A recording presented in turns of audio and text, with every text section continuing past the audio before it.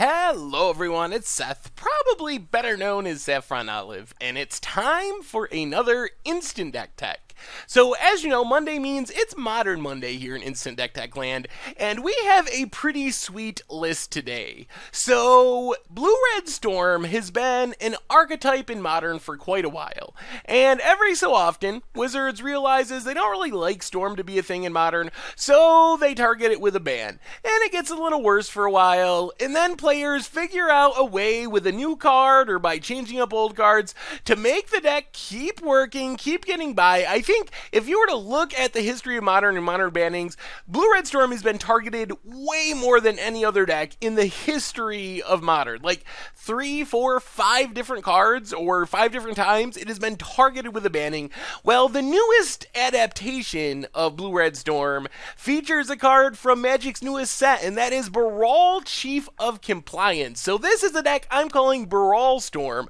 Recently took Mr. Frenchie to a 5-0 finish in a competitive Modern League on Magic Online, so congrats to Mr. Frenchie on their finish with the deck. A quick reminder before we break it all down, if you enjoy this deck and you want to see it made into videos, take a minute, click the like button, the subscribe button, leave a comment, anything you can do to support your deck, because whichever deck is most popular gets a shot at being made into videos next week. So, in the past, Blue-Red Storm has kind of been built around Goblin Electromancer, a 2-drop that makes all your instants and sorceries cost 1 less mana. So like most Storm decks, the way that Blue-Red Storm in Modern is trying to win is by casting a whole bunch of instants and sorceries in the same turn, and then it can actually finish the game with a card with the Storm mechanic, which copies itself a whole bunch of times for each spell you've cast that turn. So obviously making your stuff cheaper makes it a little easier for you to cast a whole bunch of things in the same turn. Well, now with the addition of Baral, Chief of Compliance,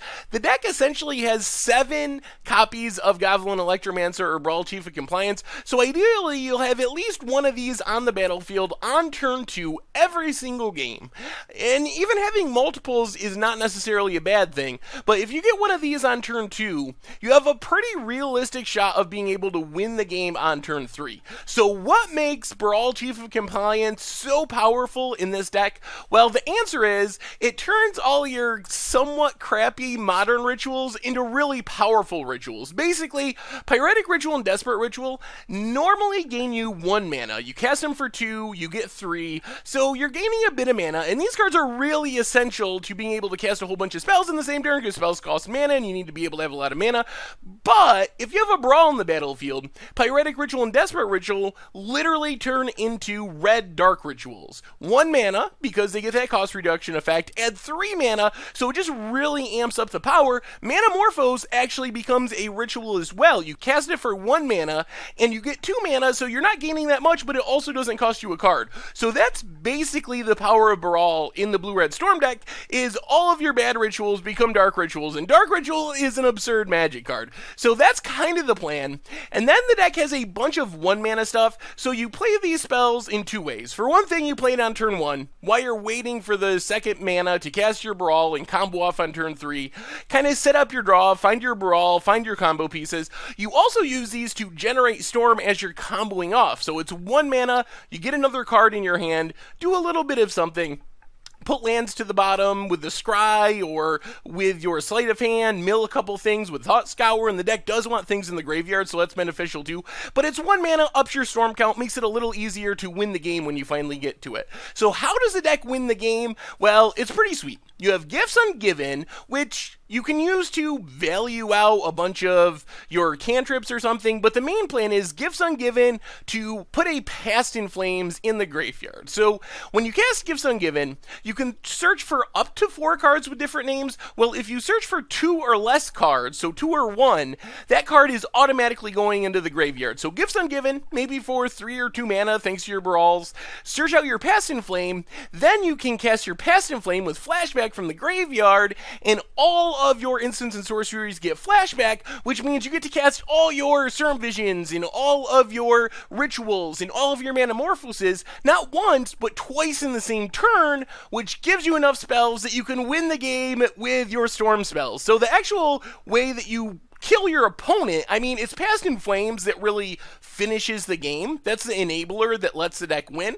However, to actually kill your opponent, you got two options. Grape Shot is one damage to a creature or player, but it has Storm, so if you can cast 19 spells before it in a turn, or use Remand and cast 10 spells, because you can bounce the original copy back to your hand. Then you can kill your opponent 1 damage at a time with a bunch of Grape Shot triggers.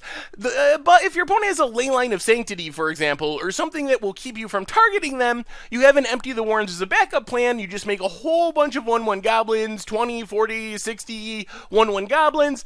It's a little risky because you let your opponent untap. They could have a Pyroclasm, but it's your backup plan. If the Grape Shot plan won't work, you have that to finish off the game. As far as the mana base, a bunch of fetch lands, some shock lands, some other blue-red duels like Spire Bluff Canal. In the sideboard, Lightning Bolt gives us a bit of removal, Wear Tear to deal with the Leyline of Sanctity or an affinity piece, Shattering, and then this is kind of our protect our combo slide. Leyline of Sanctity, make sure our hand doesn't get torn up by discard.